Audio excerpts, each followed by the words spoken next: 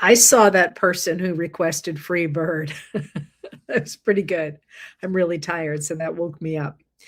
Bainbridge, Islington, Northampton, Massachusetts, Leeds, Maine, Michigan, Sedona, Arizona, Northern Virginia, and there's Freebird again. Portland, Oregon, Minneapolis, Laconia, New Hampshire, Swansea, New Hampshire. Why have I been to Swansea, New Hampshire? I don't remember, but I have been. Grand Rapids, Michigan, Springfield, Illinois, home of Abraham Lincoln, who's been very much on my mind lately. For a number of reasons, actually. That photograph I posted the other day was a pretty powerful photograph of him. St. Louis, Missouri, Millbrook, New York, Sioux Falls, South Dakota, Vashon Island near Seattle. Hey, where are my Facebook peeps? Pocatello. I say that, and then all of a sudden you guys arrived. All right. So somebody just asked, do I ever get as far south as Georgia? Absolutely. There are only 3 states to which I have not been yet. Buddy hasn't been to more than I haven't been to. He's got more to make up than I do. But the only states to which I have not been in the United States are Alaska and North and South Dakota. And I haven't been to the territories. So those are all on my list of places to go. Okay, listen, lots going on today, but I want to suggest looking at what's happening in the news in a slightly different way than the questions that came in, sort of we're building to. And that's that there is so much going on right now that I can't keep it all on the page, which is enormously frustrating to me. I really like to do a snapshot of the day. And there's just been too much happening to make that, to be able to put down everything that is important to me. So what happens every night when I write the letters is I write the letter itself. And then the stories that don't make the cut go in after the notes in my own files under what I call slag. I put capital SLAG, and the whatever I had to cut out of the letter goes down there. And one of the stories I've been following for a while now is the money that's flowing into Trump's ballroom. And I don't think that's actually been able to make it above the slag line, even though it's a story that I care deeply about. And there's more information there today that I may or may not get to. But the whole point of this is that there is tons of stuff coming at us all together. Really hard to make sense of it, and easy for your mind to pick 1 or 2 things that you think are all encompassing. But I suggest that one of the ways you should think about everything that's coming at us is that we have a lot of changes going on all at once. And they are changes that dramatically impact the future of the United States. So the changes that I want to call your attention to are the fact that Trump is falling apart and his presidency is falling apart. There is the United States and its position in the world is in real jeopardy right now because of Trump's war in Iran. I'll tell you a little bit about that's going on as well. So there's a lot of foreign affairs stuff jockeying, going back and forth. And at the same time in the United States, there are politicians, primarily Democrats, though a few Republicans, who are responding to the will of the people. And as they do so, they're both pushing back against the Trump administration and articulating new programs, new things they want out of the United States. And so as you look around, you've got all these different stories going on at the same time. And some of them are just eye-poppingly bad. And some of them are really sort of intriguing. And some of them are actually really eye-poppingly good. And it's hard to put all those things together because they're all sort of jumbling in one big basket. So I won't get to all of them. Obviously, I could just sit on, apparently there's a streamer who just spends all their time reacting to the news online. And I could totally do that. I could just sit here with my phone all day and comment on all the stories that are coming through these days, and we'd all be bored out of our minds. So we're not going to do that. But I will outline what I just suggested to you about the decline of the Trump presidency and what that looks like, and some of what's going on in Iran and how those two things are related, and perhaps some of the revisioning of the United States that is just beginning right now, but it's being picked up by a number of politicians, again, primarily Democrats, but some Republicans. So first of all, there was a story in the Wall Street Journal this weekend about the fact that Trump was so unhinged and so angry after the shooting down of the plane in Iran, that his aides didn't actually keep him in the room when they were getting news from the front. Instead, they felt that his fury and his inability to manage the situation would do more harm than good. So they isolated him from what was actually going on and just told him the stuff that they thought he needed to know. That's a really big deal. That is a really big deal. If the commander in chief is incapable of being the commander in chief, that's 25th Amendment material, impeachment material. That's a really, really bad situation. Now, a number of you asked about the report that we have had over the weekend that Trump demanded the nuclear codes and that General Dan Kane wouldn't let him have them.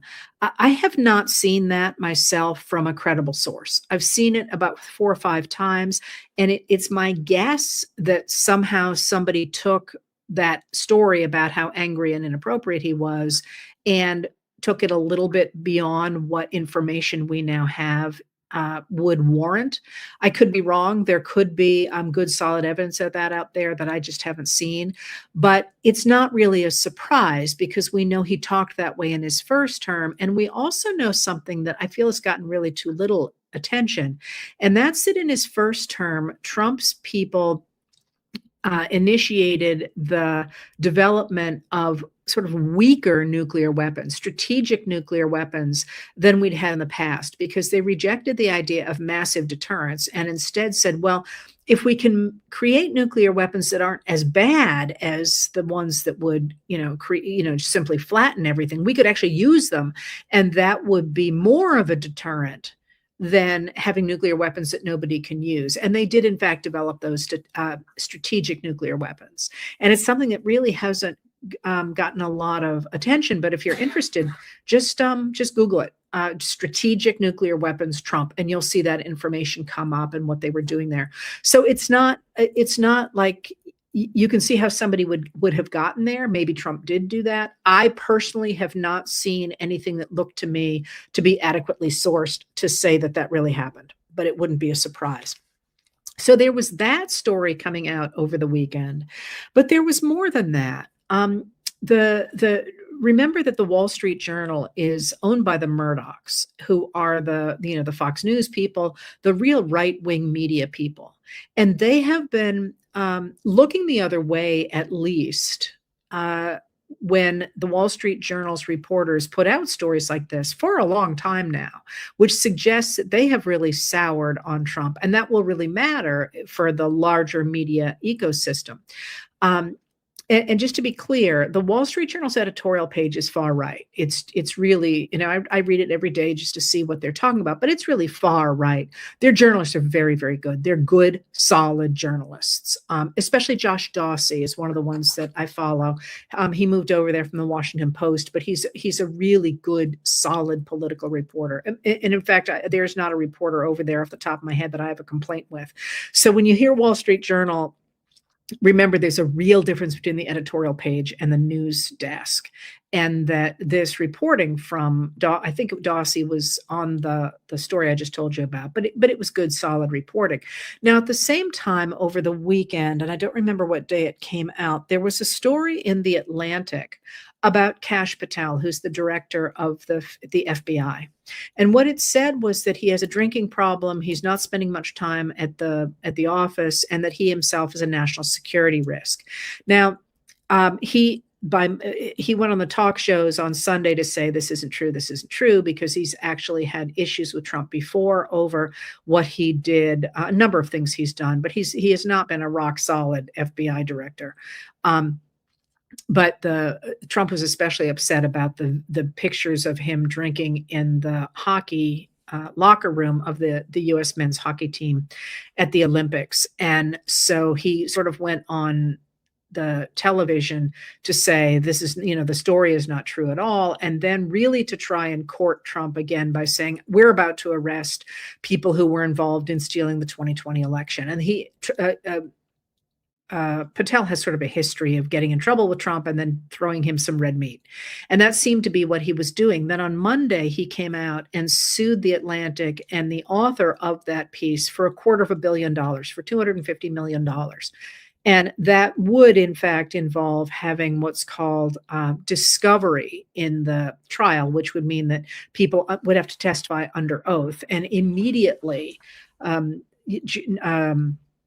journalists have filed Freedom of Information Act requests of the government wanting to see Kash Patel's schedules and whether or not there are any memos or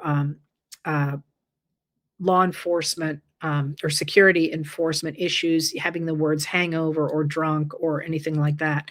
But there's something, not only is Kash Patel weakened and really a liability, not just for the country, but for the president.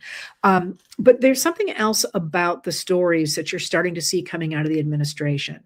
And that's, I've said this to you before, a tight administration, an administration that is working well, is not going to have leaks. People are going to be loyal to the team, and they're not going to want to jeopardize their relationships, and they're happy with where they are, so they don't tend to leak. The Trump administration is leaking like a sieve. I mean, this is one of the places where Pete Hegseth, as defense secretary, has tried desperately to stop the leaks there. Remember, he tried to get rid of all the journalists who were at the Pentagon and replace them essentially with right-wing hacks. And it didn't work. In fact, the good journalists continue to have sources from within the Pentagon, and they're still getting great stories. But the fact that the members of the FBI have turned on Kash Patel to this degree, that I believe there were 12 people at least cited in that Atlantic story, suggests that the cabinet offices are starting to fall apart. And you saw the same thing at the Department of Labor, where the Secretary of Labor has just resigned because so many people complained about her tenure there and the advantage she was taking of people, asking them to bring liquor for one thing to her offices, asking her to do personal tasks, and having, I think, men in her family, I don't remember which ones they were apparently making advances on the women staffers in the department.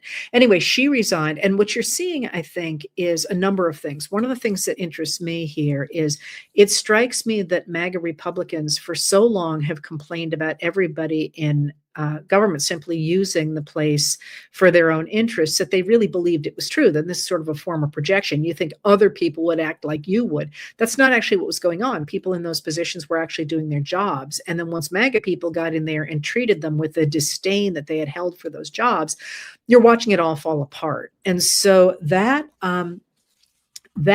suggests now Trump has lost his Secretary of Labor, his Attorney General, and his Homeland Security Secretary, all women, which is not a coincidence.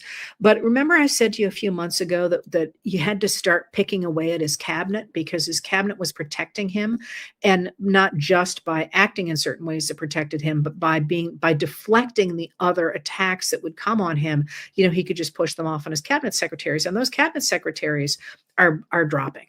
And you saw today on the Hill,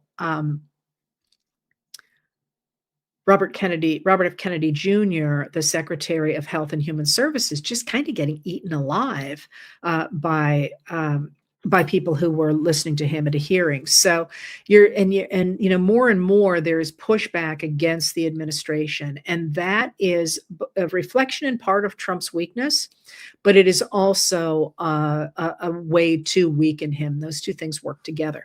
All right. So what else do I mean by what's going on here? Iran. So if you remember, Trump went into Iran on February 28th, striking alongside of Israel. Benjamin Netanyahu, the prime minister of Israel, had given a presentation to Trump convincing him that it would be sort of quick and easy to go into Iran, and suggesting to him he could be a great hero if he did so. A presentation that he has made to every president, I think, since George W. Bush, and they've all said to him, this is, as somebody from the New York Times reported after Netanyahu's presentation to Trump that it was delusional, that that was simply not the way things were going to go. But Trump bought it because, in part, because he had that quick strike against Venezuela and expected he could do the same thing in Iran. And instead, what he did is he kicked a hornet's nest, and then he stomped on a hornet's nest, and then he rolled on the hornet's nest. And then all the other hornets came and he fought with them as well, because there's a real asymmetry between what the United States can do with all its extraordinary military might and what Iran needs to do in order to be able to declare victory over the United States. Those two things are asymmetrical. So the U.S. has done an enormous amount of damage to Iran, and Israel as well has done an enormous amount of damage to Iran. And Israel, of course, has been bombing southern Lebanon as well, where the Iranian-backed Hezbollah operates. They're a non-state actor, but they're backed by Iran, and they're not part of the Lebanon's government. So the recent ceasefire between Israel and Lebanon's government was that was the ceasefire that stopped the bombing in southern Lebanon for about a minute and a half. They're still theoretically the ceasefire is still holding. I don't quite understand how you can have ceasefires when everybody's still firing at each other, but there you go. I guess it's reduced. I don't know. But anyway, he expected that this is going to be quick and easy. And instead, what happened is that while the United States and Israel have done an enormous amount of damage, as I say, all Iran has to do to maintain victory or to maintain that they are succeeding over the United States is to survive. And in this case, to close the Strait of Hormuz, which is pretty easy to do. That's that strait through which about 20% of the world's oil travels, and more than that of liquid natural gas, and I think it's about 30% of the components of fertilizer. And you can really close it largely by threatening. And what that means is that the big world insurers that are all of them backed by Lloyd's of London, which I talked about to you a few days ago, the insurers say we can't insure you, and if you can't be insured, you can't run a ship. At the end of the day, who gets insured is and how insurance works is remarkably interesting. And someday I will do a whole lecture on insurance, because that really once you get insurance, which comes from Lloyd's actually. Lloyd's actually started in a coffee house. I'm sorry, I won't go deeply in this rabbit hole, but it's sort of interesting. They started to insure ships by all the ship owners getting together and saying, we'll pool our resources to make sure that, it's called underwriting. They literally would put their names under each other's so that if one ship goes down, you don't lose everything. We all take a hit, but everybody can continue to function. And that's basically how we got the modern concept of insurance. And I'm going to stop there because it's really interesting how that translates to America. And it's killing me, but I'll stop there. Anyway, he expected this was going to be easy, and it hasn't been. And he keeps screaming at people going, we're winning, we're winning, we're winning. I won. This is great. Everything's lovely. And then Iran says the strait is closed because you're not doing what you said you were going to do. And he keeps screaming, you can't do that. You have to open the strait. And remember, first of all, he tried to get other countries to open the strait. And they were like, dude, it's not our problem. We didn't kick a hornet's nest. And then he tried to threaten Iran into opening the strait. Remember, he said, civilization's going to die. And then over the last weekend, he simply said, great news, it's open. Everything's great. They're never going to close it again. And meanwhile, Iran's like, not really happening until you stop blockading our ports, which is what Trump has been doing. So what this has done is it has, first of all, dramatically weakened the United States, and it has dramatically strengthened Iran, but it's also made the United States look incredibly erratic, because Trump will say one thing and his advisors will say something else, and then he'll turn around and change what he said. So for example, he said that Vice President J.D. Vance was not going to Pakistan for talks, and then he said he was, and then he said he was on his way at the same time that J.D. Vance actually was in a motorcade pulling up to the White House. And then as of today, the talks were off, and he said he was not going to extend the ceasefire with Iran, which ends tomorrow. And then tonight, he said, I'm going to extend it indefinitely. And the bottom line is Trump has no good options in Iran. There really are no good options, simply because it's so easy for Iran to close the Strait of Hormuz, and it is not easy at all for Trump to force it to open again. And so probably what we're going to see there is Trump taking a huge loss and simply announcing that he won. And it will probably look like Iran reopening the strait in some form, and probably being able to either put a toll over the strait or have access to its frozen assets that are still around the world. But it's a really big problem for Trump. And one of the things that's going to come out of this, of course, is we're starting to see now is that the price of a barrel of oil is sold as oil futures. And now we have seen the last of the oil from before Trump invaded coming to other countries. And so what you're going to see now is the more expensive oil starting to move its way into the system. And as that expensive oil moves its way into the system, you're going to see prices rising even more than they already are. So we've already seen inflation. You're going to see more and more inflation. And about 80% of the oil infrastructure in Iran has been damaged by the bombing, and it's also been damaged in other Middle East countries. So going into the summer, you're looking at really high prices, and it just is. That's the way it's going to be, and that's not going to help Trump's approval ratings, which are at all-time lows. There was a new poll out today that had him at 35% job approval, which is about the level, actually a little bit lower the level that George W. Bush was at the very end after Katrina and all that. And Trump's there now, and there's no sign of how that could possibly come back. All right. So there's a couple more things about what's going on here. With this weakening of Trump, you're seeing two real things. You're seeing, first of all, him doubling down on the idea of manipulating the vote in 2020. I'm sorry, what year were 2026, the midterm vote. He's trying desperately to get voter rolls from around the states. And the reason for that is because he wants to get the voter rolls and run them through a piece of software that really crazily, confusingly has the same name as the SAVE Act. It's called the SAVE system. Totally different acronym. But what it was designed to do was to look through people who were applying for federal benefits, housing benefits, food benefits, whatever, and to see whether or not they were an undocumented immigrant. Now, he wants to use voter rolls to put through that system because he insists he's going to find undocumented immigrants voting. That's a myth. They just don't vote. There's no reason to. And the system, as it's been put into play in a couple of Republican states, has a failure rate of 14%, up to 14%, meaning that people get flagged as being an illegal voter, as an undocumented voter, when in fact they are completely legal. And what this is going to do is going to tangle up all those voting systems.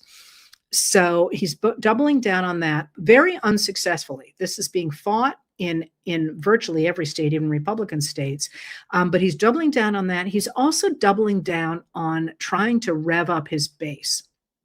And you see that this week in this idea that he's reading the Bible as part of this America Reads the Bible thing from a Christian nationalist group that has been associated with election deniers from 2020. And with that, it's a little bit insidious here. The verse that he is reading is the same verse that was read the morning of January 1st, 2021, and has been associated with him because it's the verse about God saying, I will send someone to heal your nation. And true believers for Trump believe that that was him. And so he is reading this verse that harks back both to the insurrection of January 6, 2021, and that says, remember, I'm your savior. At the same time that he has also been posting pictures of himself as Jesus and picking a fight with the Pope. So he's trying to double down on that group of people. It does not seem at this point to be working. What is more worrisome about the 2026 elections is that he has amassed a war chest of $350 million to influence these elections. And there seems to be more of that coming from especially the tech bros who are very concerned about Democrats starting to rein in some of their contracts, starting to rein in some their government contracts, starting to rein in some of the ways in which they're trying to spread these data centers. They seem determined to keep Trump and the pro crypto, pro tech bro group in office, and that's out there right now. As is the fact that with the all the problems from the economy in the economy from Trump's war in Iran, there's real trouble in the Gulf because they can't sell oil right now, and the United Arab Emirates, or UAE, there's recently a story that they had asked Trump essentially to backstop their currency using our tax money. And in the I'm afraid I don't remember what paper it's in today. There's a discussion of him actually saying, "Yeah, we're considering backstopping that currency again with our money from the Treasury." But you have to remember that the United Arab Emirates royal family, that with their sovereign wealth funds, have invested in Trump and the Witkoff family's World Liberty Financial, which is their cryptocurrency. And they put $2 billion into the stable coin of that cryptocurrency. So they have essentially lent the Trump family the use of $2 billion, and they get to keep the interest off that. And because of those ties now, or at least those ties are there, the United States Treasury is saying, yeah, we'll help you out because of the war Trump started. And I think, again, this is one of the reasons we're all so confused about so much stuff coming at us is it's really a rat's nest of ties and corruption in this administration, and it's going to be a lifetime to untangle it. But so while all that is going on, I will point to a couple of things to say, why this seems like it's not working. First of all, Tucker Carlson gave on a podcast, I think it was yesterday, apologized for encouraging people to vote for Trump and sort of saying, I have to examine my own conscience. We shouldn't have done this. Well, Tucker Carlson is an extraordinary opportunist. And the fact that he, like Marjorie Taylor Greene before him, is jumping ship suggests that he sees the writing on the wall and is hedging his bets for the future. That's a real big one. But then there is also the fact that in Congress, you're starting to see more and more people standing up against House Speaker Mike Johnson, a Republican of Louisiana, who's in Trump's pocket. And pretty dramatically last Thursday, he lost on 2 major votes. And by major, I mean, you probably didn't even read about it, but they mattered because one was about immigration and one was about surveillance. So they were this. When Kristi Noem was the Secretary of Homeland Security, she and the guy who was advising her, Corey Lewandowski, who were close to Stephen Miller, wanted to get rid not just of the criminal undocumented immigrants, which was their cover story. They basically wanted to get rid of immigrants, primarily immigrants of color, everywhere in America. And there are about 350,000 immigrants from Haiti in the United States who were invited here after the Haitian earthquake of 2010, and they're under something called temporary protected status. And there are a lot of people from a lot of countries, Cameroon, Ukraine, Afghanistan. There are a lot of people from a lot of countries under temporary protected status. And what that means is you're here legally, but you're here because there's something happened in your home country that means it's not safe for you to be there. An earthquake, tsunami, war. There's some reason that you qualify for protected status. But just to be clear, protected status is not a pathway to citizenship. And protected status has to be renewed periodically, and it is. And there's a system for renewing it. It's a pretty complicated system actually for renewing it, but generally there it's just renewed unless a war stops or unless, all of a sudden the infrastructure is rebuilt or whatever, which has not been the case with Haiti, which has been a real mess since that earthquake. Anyway, Secretary of Homeland Security Kristi Noem, basically, when the temporary protected statuses came up, she just said, "No, we're not going to renew these. Haiti's safe. You can go home." Completely not true. And those things have been challenged, and they've been challenged on the grounds, and a number of grounds. But one of the grounds is that, listen, you didn't check any of the boxes. There's actually a procedure here that you were supposed to do and you didn't. Anyway, as soon as that happened, as soon as she did that, the Haitians in the United States sued and said, she didn't follow the rules at all. And a judge took a look at this and said, yeah, you're right. She didn't. And so I'm going to put that on hold. Your temporary protected status exists until these cases go through the courts.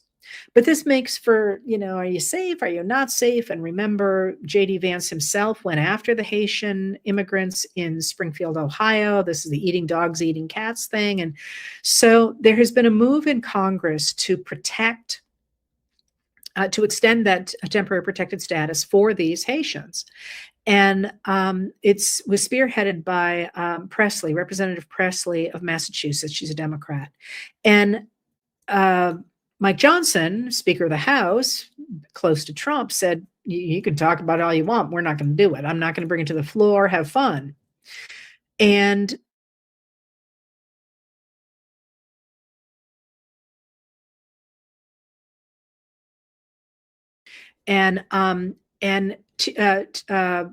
discharge petitions used to be really, really, really rare.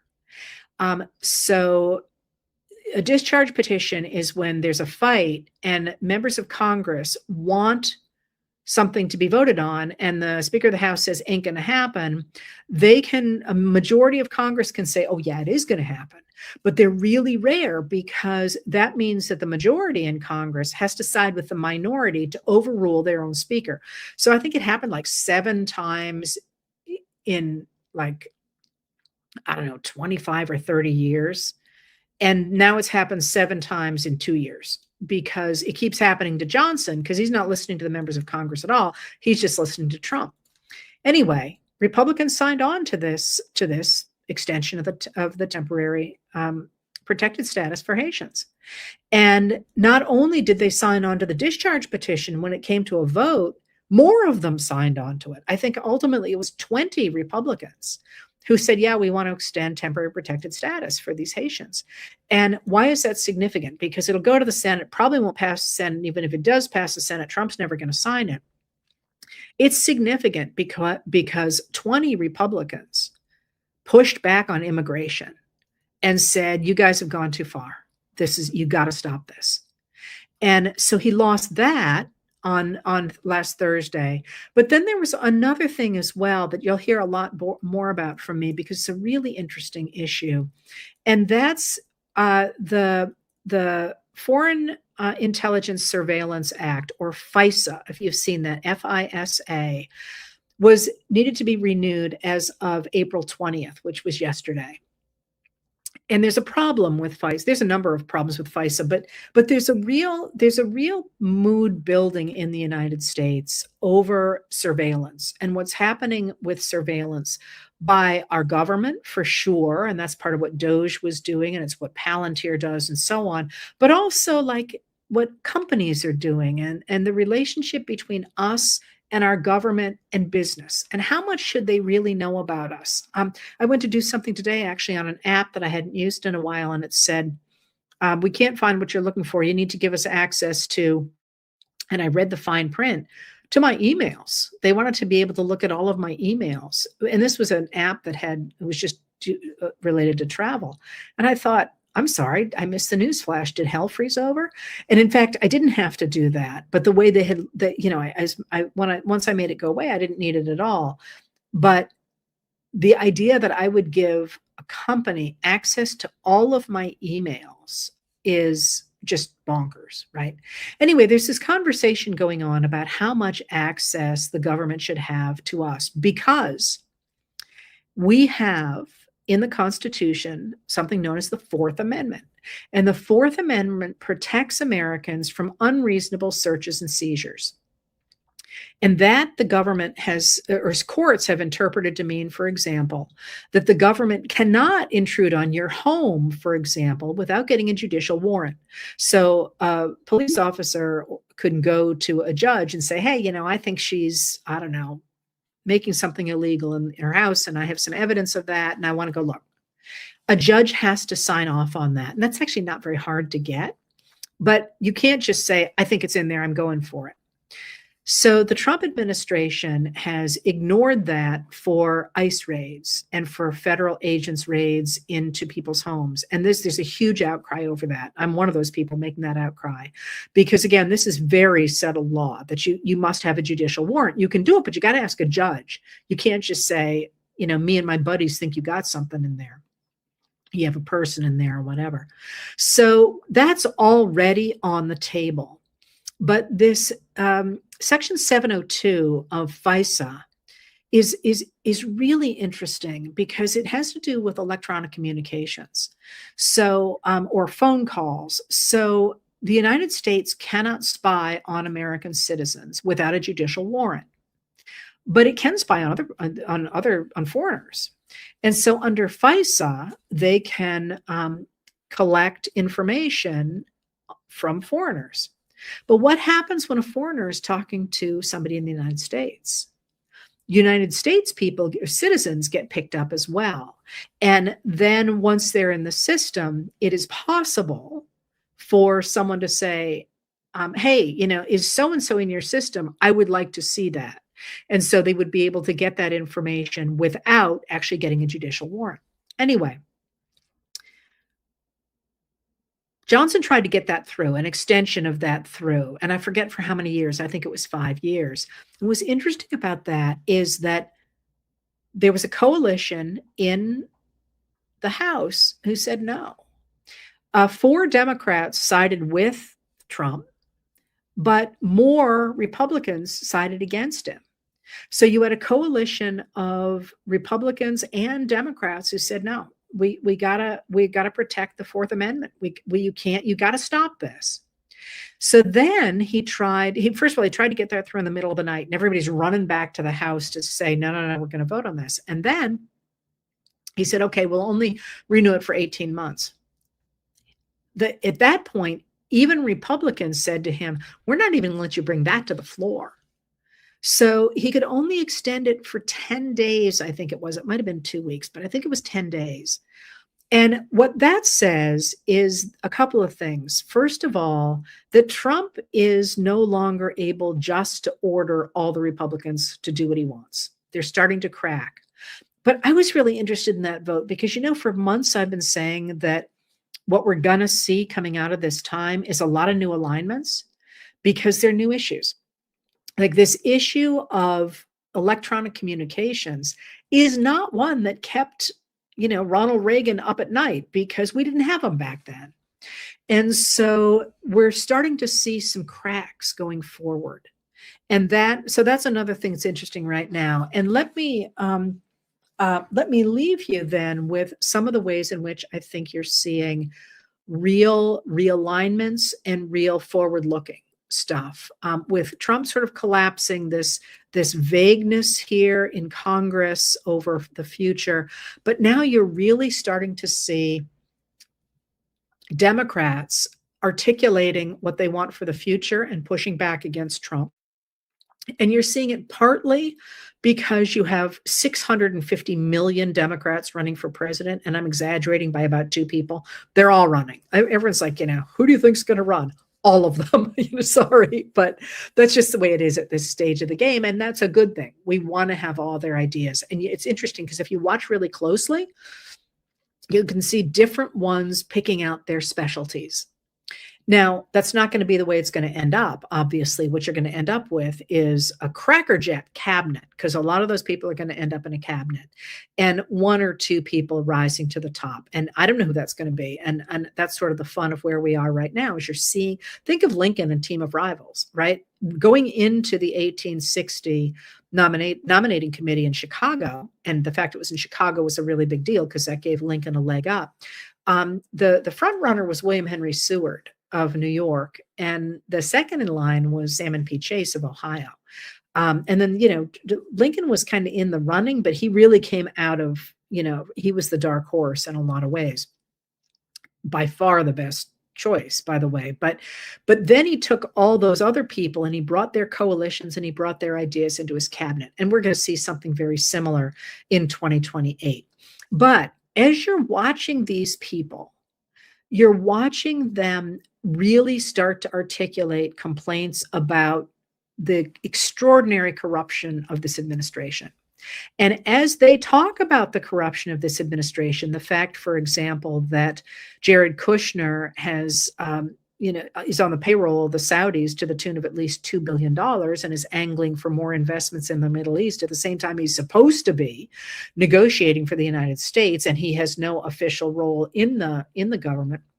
You're starting to see that. But as you see that, you're also starting to see newspapers, mainstream newspapers, pick up those stories. Now, the indies, the independent newspapers, have been going at this for a long time, which is one of the reasons that the lawmakers are starting to speak up about it.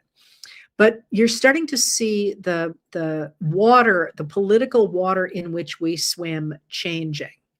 And you're starting to see, again, more pushback, more really standing up to Trump and his people, and more articulation of what's wrong with this administration, but also articulation about what we want going forward. So I know Senator John Ossoff of Georgia was very much in the news over the weekend about corruption, but then you had Illinois Governor J.B. Pritzker talking about, hey, where's our tariff money? The minute that the Supreme Court said that Trump's tariffs were unconstitutional, I mean, within like hours, he literally sent a bill to the White House and said, this is how much money you owe the people of Illinois. Pony up, dude. And he hasn't let it go. So you're seeing that, them sort of pressuring. But then you also have people talking about investing again in science. And who was it today? I'm going to go with Andy Beshear, the governor of Kentucky, but don't quote me on that one. Talking about education and making education important again. And you're starting to see people envisioning a future. And that, I think, and then you had former President Barack Obama and New York Governor Zoran Mamdani opening preschools. Yesterday it was, or I think it was, or the day before. It's very cute. But then you're also seeing both in Illinois and in Massachusetts, I think, and probably other places, sorry, doing it off the top of my head in an inventory here, looking at new ways to increase housing, probably also in New York as well. So you're seeing more and more envisioning of what a future could look like. And as I say, I think this is why everyone's exhausted, is because it just keeps coming at you all the time. And it's going to continue to do that as Trump deteriorates, because the more he deteriorates, the more crazy stories there'll be, but also the more people will be undercutting him. When you see stories about the White House, remember, those are people leaking. And you're also going to see more Democrats and Republicans stepping forward and saying, there's more room for me here than there was before. So going into this summer, I told you these were going to be the crazy months. The springtime was going to be bonkers.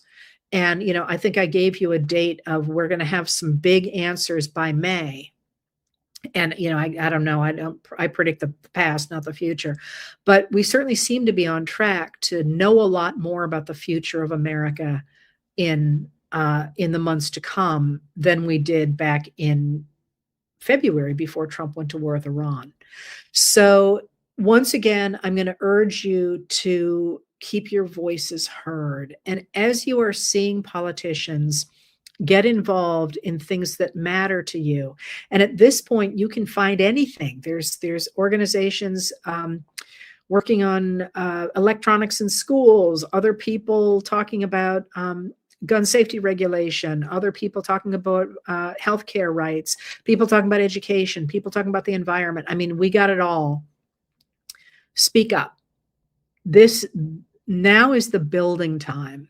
And the work of building is going to take a really long time. But now is the time when we envision what our future can look like. Think, I've talked a lot about what happened after the great crash of 1929, when Hoover clearly was not up to the task of repairing the American economy and the nation itself. People articulated what they wanted so that when FDR came in 33, he's elected 32, he takes office in March of 33, he hit the ground running. And we're in that envisioning period now. So don't sit this one out. Now is the fun time to say, hey, that's a really cool idea. I never thought about that. I want to know more about that. And that is, that's kind of the where we are now. Now, I don't want to give you the impression that things are going to be easy from now on. I don't know about you. As I told you, I'm exhausted, and I don't mean sleepy exhausted. I just mean it's been coming at us now for close to a decade. But and Trump is very much still president, most powerful man in the world, erratic as can be. We don't know what's going to happen next. The world is changing around us because we reelected Trump. Other countries are cutting us out of trade. They're cutting us out of defense organizations. They're really reorganizing the world without us at this moment. We're going to have to deal with that going forward. Lots of stuff is going to be really bad, but there is spring in the air. And I don't mean that just in terms of the weather. So make sure you enjoy it and you get out there and be part of, the world that is re-envisioning what our future can look like. On that note, I had intended tonight to write about Earth Day. I've got a number of pieces I've written over the years about Earth Day, which is tomorrow. But there was so much going on, I wrote a real letter tonight. But what I do have is my friend Liza Donnelly and I, the cartoonist for The New Yorker, and for her own Substack called Seeing Things, did a cartoon about Earth Day. And it looks really great. So once I turn this off, I'm going to post that. Earth Day is tomorrow. Enjoy it, and I will see you again. I am on the road, but I expect to be back here normal time on Thursday. If not, I'll let you know. We may have to wiggle a little bit this week, and see where I end up. But thank you for being here, and I will talk to you again soon.